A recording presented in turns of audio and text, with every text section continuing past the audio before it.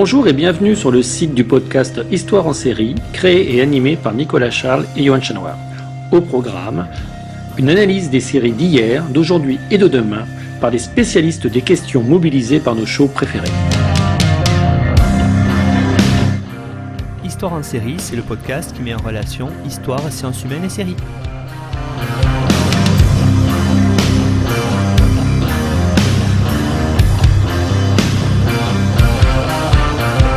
Bonjour à tous, bienvenue dans l'épisode numéro 84 d'Histoire en série où je reçois aujourd'hui Benjamin Derrickers. Bonjour Benjamin.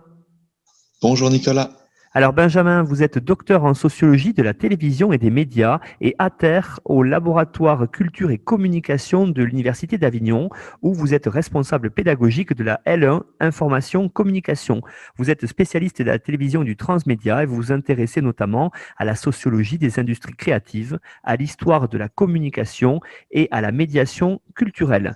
Vous étudiez les industries créatives et les industries culturelles, en particulier bien sûr l'industrie télévisuelle, le cinéma et plus récemment l'industrie musicale à travers 4 prismes complémentaires, les personnels et le fonctionnement économique de l'industrie, incluant les mesures de succès et des relations sociales, les représentations des professionnels de ces industries par la presse, les pratiques de production et de narration et de diffusion, en particulier donc l'univers du transmédia.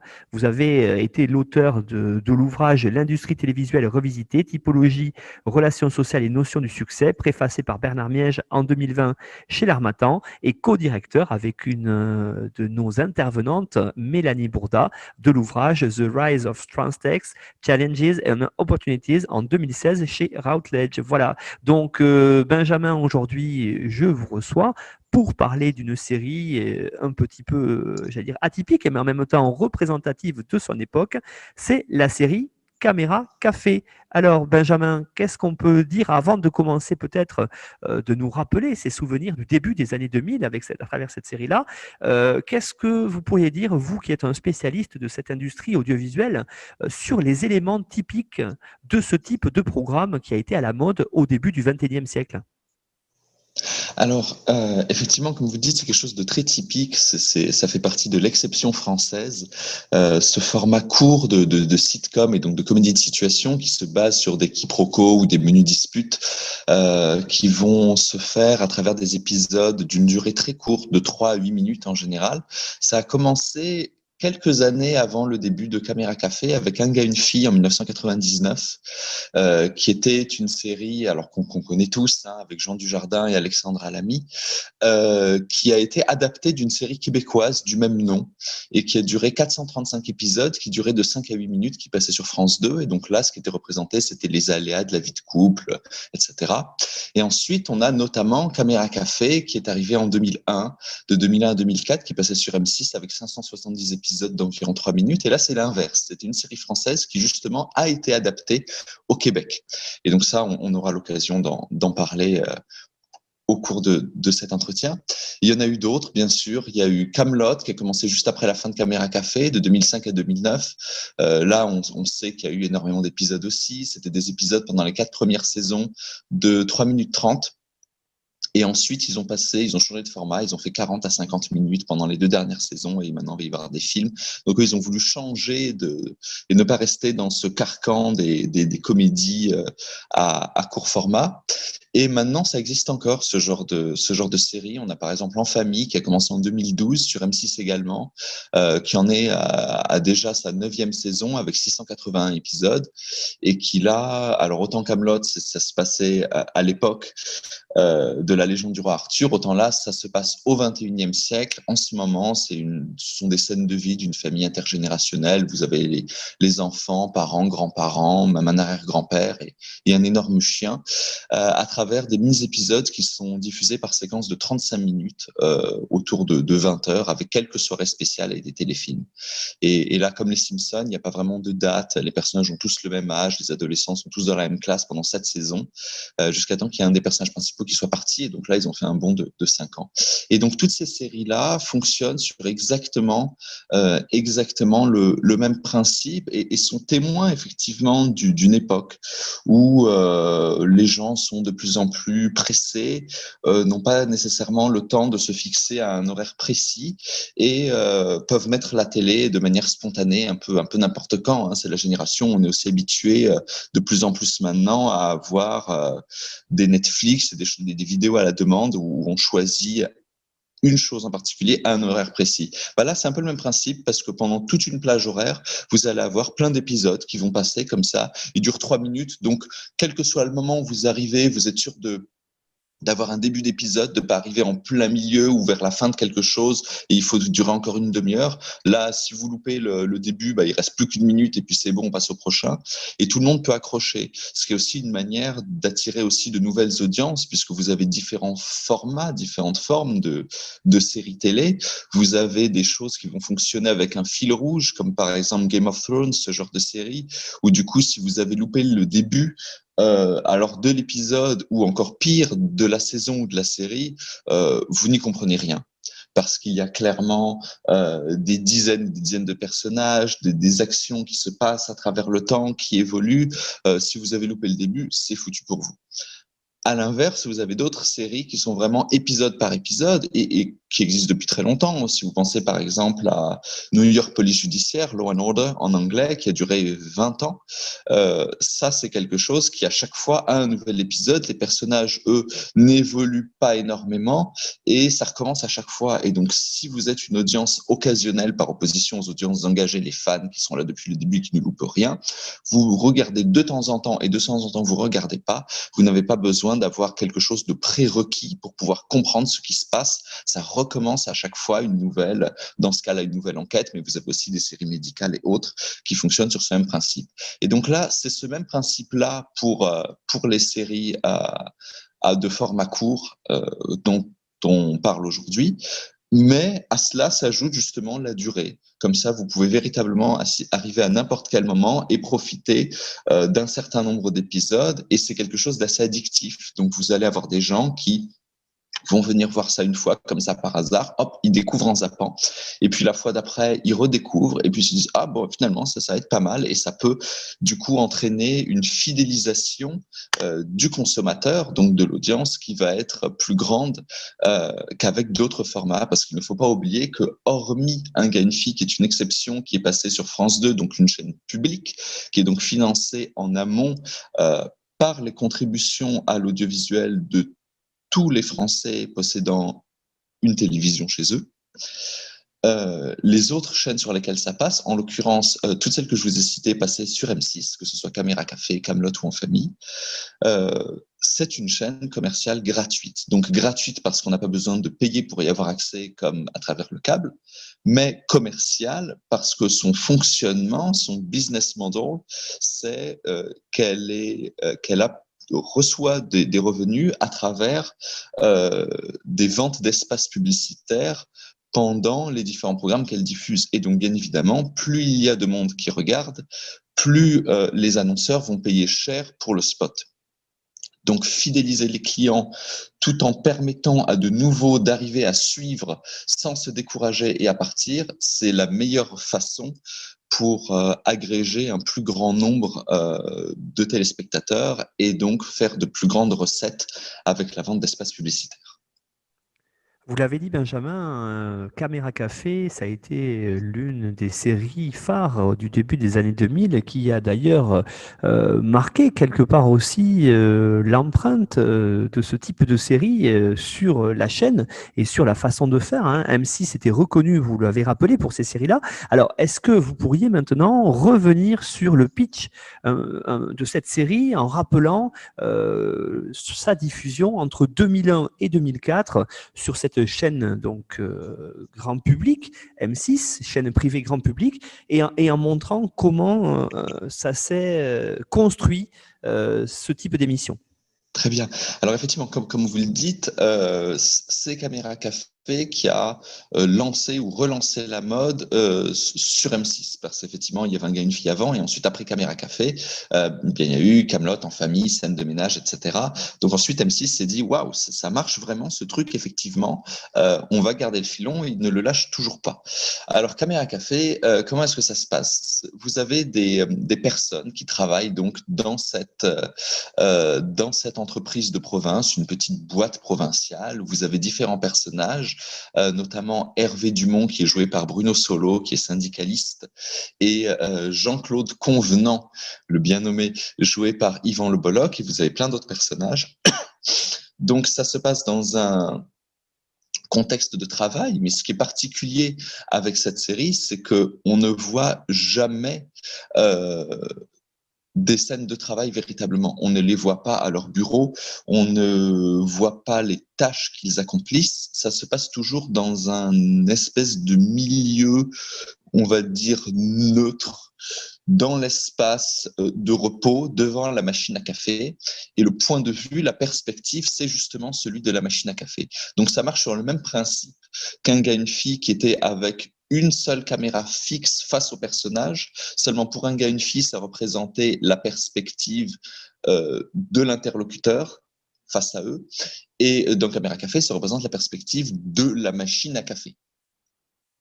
Et du coup, ces personnages, on les voit interagir. Alors, c'est une critique clairement de la société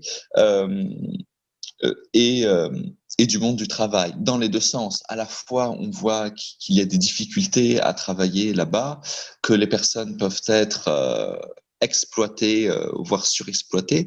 Et de l'autre côté, il y a aussi une critique très acerbe du monde du syndicalisme, à travers notamment le personnage de Bruno Solo, qui est montré comme assez hypocrite et assez rotor, et qui va, quand vous aurez un autre personnage comme Sylvain un jour qui va se proposer d'être élu et qui va avoir des réussites dans les négociations avec le patronat, de menues réussites, mais tout de même, vous allez avoir le personnage de Bruno Solo, Hervé Dumont, qui va essayer de faire chanter justement le personnage de Sylvain, histoire qu'il abandonne et que lui puisse récupérer sa place de défenseur des salariés.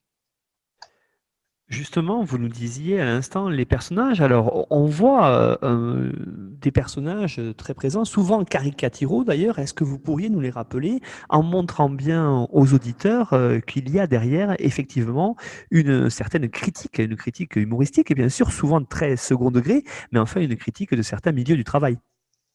Oui, c'est clairement une critique. En plus, on joue sur le fait que ce soit en province. Donc, vous avez aussi que ce soit en province, et c'est représentatif des années 2000 qui, par exemple, au niveau ne serait-ce que de l'habillement, rappelle plus les années 90. Aux États-Unis. Si vous regardez Friends et vous voyez la manière dont les personnes qui travaillent en entreprise, comme par exemple Chandler, joué par Matthew Perry, dans la série, donc à New York, dans les années 90, vous voyez que les personnages d'Hervé Dumont, de Jean-Claude Convenant, etc., ont tout à fait le même genre de fringues que ces personnages-là 10 ans avant. Du coup, c'est très typique et c'est quelque peu daté, ne serait-ce que la coupe des chemises, les couleurs, etc. Alors maintenant, comme autre personnage, qu'est-ce qu'on a? Vous avez par exemple Armel, qui joue le personnage de Maëva Capucin, qui est la documentaliste et la secrétaire donc d'un autre personnage qui s'appelle Carole, qui est la directrice du marketing. Vous avez, qu'est-ce que vous avez? Vous avez Sylvain, justement, dont je vous parlais, qui est le comptable, qui est joué par Alexandre Pell. Vous avez le patron aussi, qui est souvent assez détestable, qui a été joué par différents personnages selon les moments. Vous avez aussi un psychologue qui revient de temps à autre. qui s'appelle Serge Toiti, joué par Marc Andréoni. Et donc, vous avez tous ces gens-là. Alors, vous avez ceux qui ont l'air de toujours bien se débrouiller, mais où c'est une façade, ils se débrouillent pas si bien que ça, comme Jean-Claude Convenant. Vous en avez d'autres qui ont l'air constamment paumés et à la ramasse, et qui, les pauvres, ont des problèmes, alors soit d'argent, soit à réussir leur carrière, ou même juste le travail de la journée. Et ce qui est particulier, c'est qu'ils sont représentés globalement comme n'aimant pas leur travail. C'est une critique où on les voit s'ennuyer, ne pas aimer ce qu'ils font, n'avoir globalement peu de motivation. Euh, ça fait du coup, ça donne de l'eau au moulin de certains qui peuvent critiquer de manière assez dure, de manière caricaturale, comme vous le disiez, notamment à l'étranger, les travailleurs français. Il joue sur cette image où nous sommes représentés, en s'incluant tous et toutes, comme des gens qui n'aimons pas trop travailler, ni qui n'aimons pas trop ce qu'on fait, du moins pour les gens travaillant en entreprise. Vous l'avez dit aussi, Benjamin, ce qui a été, je pense, le succès de cette série, c'est l'idée que ça se passe dans le milieu de l'entreprise, mais sans montrer le travail lui-même, sans montrer les bureaux, en montrant justement que le moment clé pour la sociabilité en entreprise, c'était le moment de la pause café. Alors là aussi, je pense qu'il y a une spécificité franco-française pour aimer ce moment-là, mais cela a fait le succès de la série.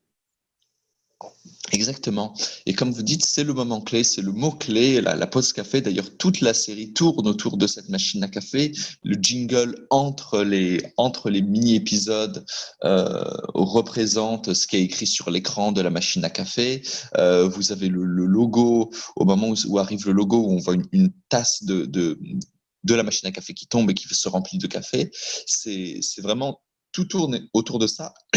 Et c'est vrai que c'est plutôt français, mais on a des expressions équivalentes en anglais, notamment chez les Américains, où ils appellent the water cooler moment ou machine, où là c'est plus donc le distributeur d'eau fraîche, mais c'est ce qu'ils appellent le moment où vous avez les personnes qui vont parler de ce qu'ils ont vu la veille, de ce qui s'est passé la veille au soir, au beau milieu de leurs collègues au sein de leur entreprise. C'est notamment une expression d'ailleurs qui est utilisée dans le milieu de la télévision euh, pour voir si la série, l'épisode qui est passé la veille, a fait parler.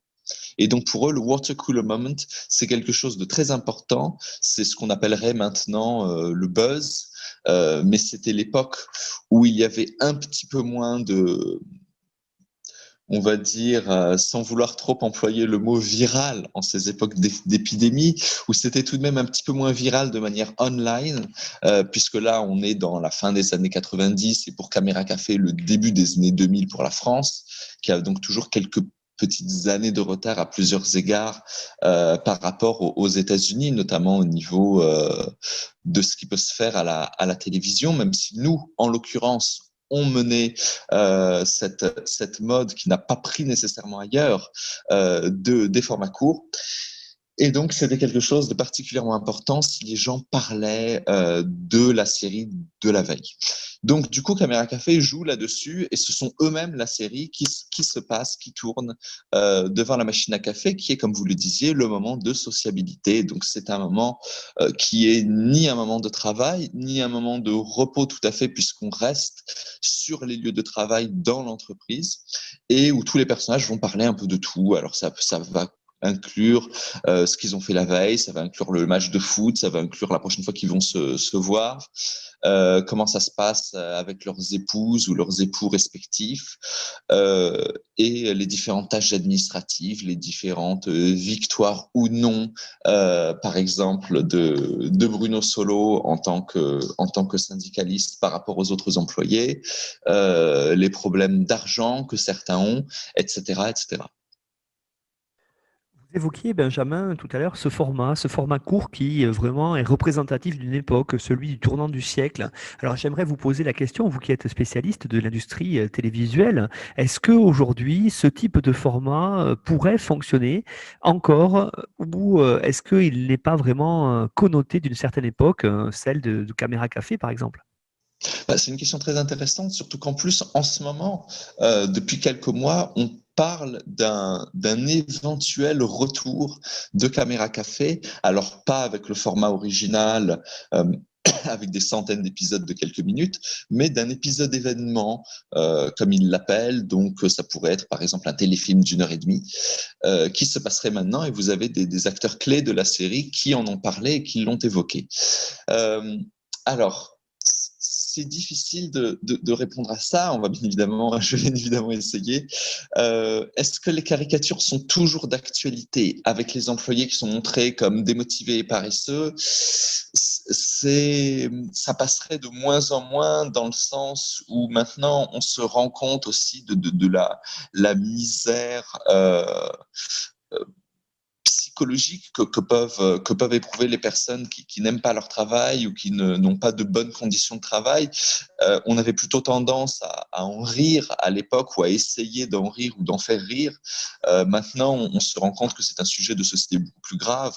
Il y a de temps en temps, on le sait, des suicides liés au travail dans différents secteurs. Hein. Il y en a eu à EDF, il y en a eu chez la police, il y en a eu dans plein de secteurs différents.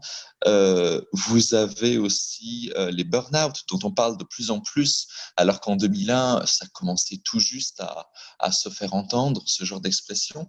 Donc, cette manière de représenter très négativement à la fois le travail et les travailleurs passerait déjà beaucoup moins en ce moment.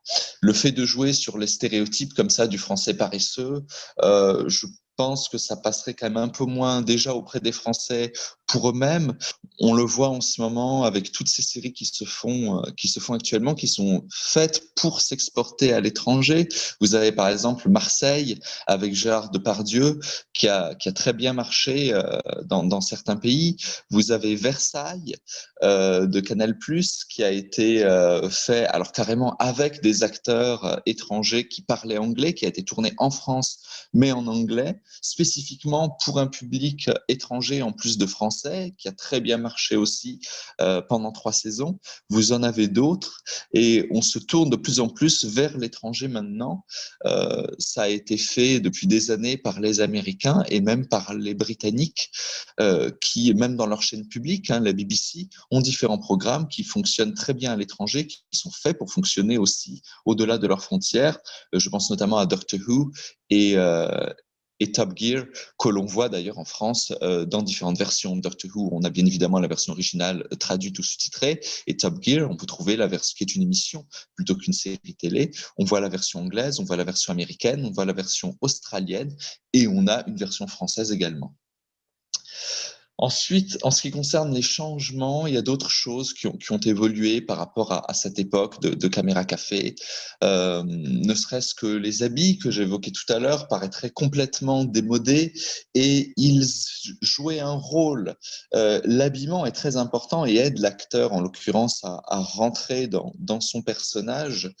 Et, euh, et le fait d'avoir ces habits qui était très flashy, avec des coupes qui rappelaient un peu les années 70 et qui étaient franchement ringards. Ça faisait un peu ringard à l'époque et donc ça a aidé à ancrer cet aspect d'un grand nombre des personnages.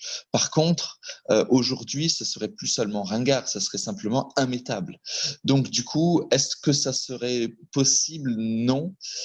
Et les personnages, est-ce qu'ils fonctionneraient aussi bien s'ils avaient des habits qui n'avaient pas ces spécificités? C'est pas si sûr.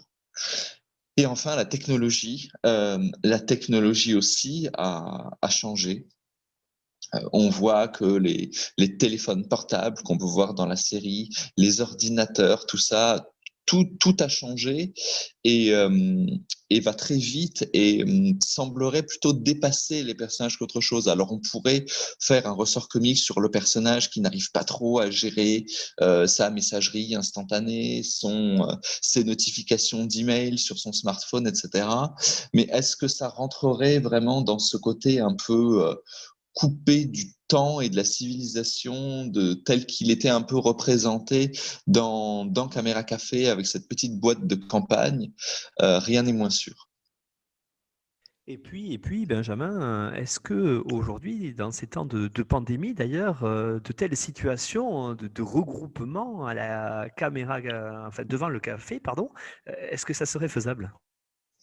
Ah, mais justement, effectivement, avec la Covid, cette période épidémique que nous vivons depuis maintenant 1 an, avec des confinements et des reconfinements et sans doute des re-reconfinements, et le distanciel qui est privilégié de plus en plus, c'est sûr que ça ne facilite pas les choses. Les personnes qui parleraient comme ça, sans masque, toutes regroupées au même endroit, devant la machine à café, toutes physiquement présentes au boulot, ça ne se voit plus trop en ce moment. Et donc, s'il y a un retour de Caméra Café, ça ne doit pas être évident de garder ce même format. Ou alors, il va falloir complètement l'adapter. Et ça ne sera plus en présentiel, mais en ce qu'on appelle le distanciel, du coup, qu'on fait de plus en plus. Moi-même, lorsque des fois j'interviens à la radio, je le fais aussi à travers téléphone parce que je ne peux pas être là physiquement. Et ça se voit aussi avec différents intervenants, même à la télévision, où chacun passe par sa webcam et où vous avez des personnes qui travaillent en distanciel de plus en plus et qui utilisent soit des chats, soit des messageries instantanées, soit les emails, soit le téléphone pour travailler. Ce qu'on fait même à l'université, c'est qu'on fait des visioconférences au lieu de nos réunions normales en physique où chacun a sa caméra et son micro coupé sauf au moment où on parle, à part le début par exemple ou la fin des conférences où là vous pouvez retrouver ces conversations informelles, donc en amont ou en aval, plutôt en amont parce que c'est le moment avant que les participants arrivent et donc là effectivement on attend que tout le monde arrive, ça dure 2, 3, 5, voire 10 minutes et on papote un peu de ci ou de ça et on récupère véritablement le même genre de conversation qu'on aurait physiquement. Donc on arrive à reproduire ça. Ça se fait un peu moins à la fin des visioconférences parce qu'en général, elles durent longtemps et tout le monde est un petit peu content de se déconnecter. Il y en a toujours qui se déconnectent les premiers. Du coup, on se dit, bon, on va pas rester à deux. Et du coup, tout le monde se déconnecte. Et c'est du coup à la prochaine réunion qu'on aura l'occasion de se reparler informellement. Ce qui est particulier avec cette forme, c'est que du coup, si c'était si une série était à faire, que ce soit Caméra Café ou une autre, avec ce mode de fonctionnement, on aurait à peu près le même point de vue de la machine à café que celui de la machine à café, c'est-à-dire face à la personne, mais ce serait cette fois-ci l'ordinateur ou la webcam qui serait l'œil du téléspectateur et non pas la machine à café. Effectivement, hein, peut-être là aussi l'idée de série à lancer, Benjamin, pourquoi pas, autour de justement toutes ces réunions Zoom qui se multiplient pour l'enseignement à distance dans une partie du secondaire et surtout à l'université d'ailleurs, et dans les entreprises. Alors j'allais vous dire en dernière question, vous avez évoqué tout au long de ce moment d'échange tous les deux autour de Caméra Café l'idée que c'était vraiment une série française qui a d'ailleurs été adaptée au Québec, mais pour bien comprendre cette série, il fallait être français.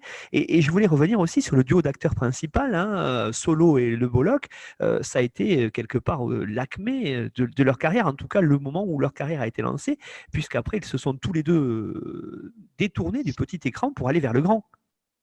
Exactement. Ils ont d'ailleurs même fait un film Caméra Café à un moment où pour le coup, on a vu la différence parce que c'était filmé non plus de la vision de la caméra café de la machine à café, pardon, mais justement, on les voyait même en extérieur, etc. Et donc, ça changeait tout. Mais c'est vrai que ça a été le couple porteur de Caméra Café. Yvan Le Bolloc, qui jouait Jean-Claude Convenant, le commercial, est resté un peu moins longtemps que Bruno Solo, parce qu'il est resté 266 épisodes, alors que Bruno Solo, qui jouait le syndicaliste Hervé Dumont, lui est resté 292 épisodes, donc il y a quand même une petite trentaine d'épisodes de plus.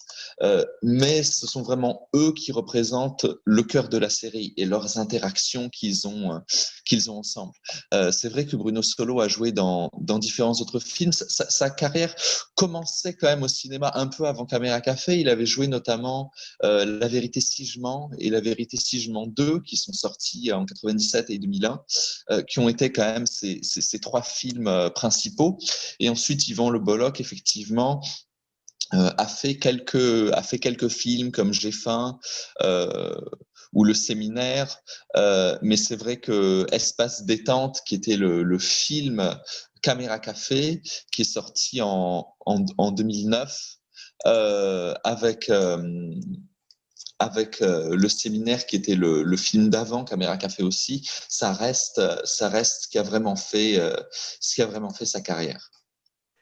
Benjamin Derrick Kurtz, merci beaucoup pour cette présentation d'une série qu'on peut qualifier quand même de culte, en tout cas du début des années 2000, Caméra Café. Alors vous avez donné, comme tous les intervenants et intervenantes, un petit résumé de l'émission que l'on retrouve sur notre site histoireensérie.com, et puis on peut retrouver le résumé de l'émission avec les liens pour aller l'écouter sur le site de notre partenaire nonfiction.fr. Benjamin Derrick Kurtz, merci beaucoup et puis à bientôt, j'espère. Merci beaucoup et à très bientôt.